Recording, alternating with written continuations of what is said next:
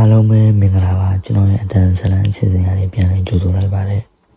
ကျွန်တော်ဒီနေ့ညပြောရမယ့်ဇလန်လေးကတော့ဖြစ်မှန်ဇလန်လေးတစ်ပုဒ်ပါဒီဖြစ်ပျက်က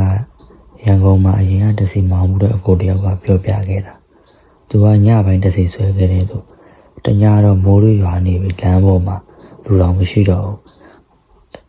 ည7 နာရီပေါ့ဗျာ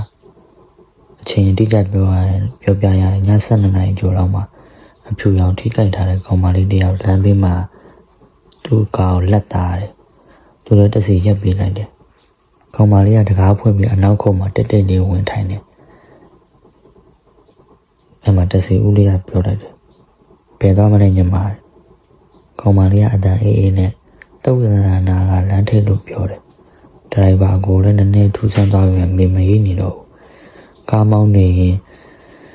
အနောက်ကြီးမှန်ရီကြည့်လိုက်တာနောက်ခုံကြည့်လိုက်တော့ကောင်မလေးကခေါင်းငုပ်ပြီးစပင်ရှိနေမျက်နှာဖုံးထားတယ်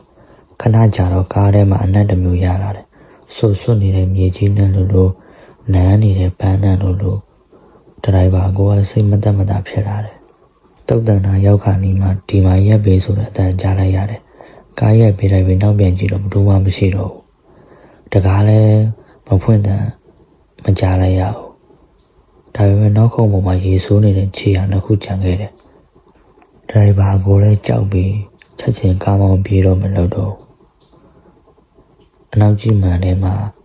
မှန်ထဲရတဲ့အနောက်ခုံတောက်မှာခေါင်းမလေးကထိုင်နေပြန်တယ်ဒီတခါတော့သူမမျက်နှာကိုမြင်လိုက်ရတာသူ့မှာမျက်လုံးတစ်လုံးမရှိဘူးပါးစပ်ကတော့ဖြည်းဖြည်းချင်းပြုံးလာပြီးအကိုကျမပတ်စံမပေးရသေးဘူးလေအဲ့လိုဆိုပြီးတော့ထပြောလာတယ်အဲ့ဒီညပြီးကလေးက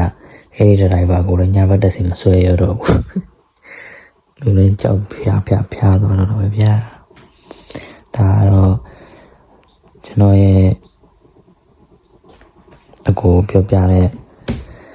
သူကြုံခဲ့တဲ့ဖြစ်မှန်ဇာတ်လေးပေါ့ဗျာဒီနေ့ဇာတ်လေးတော့တိုးပါတယ်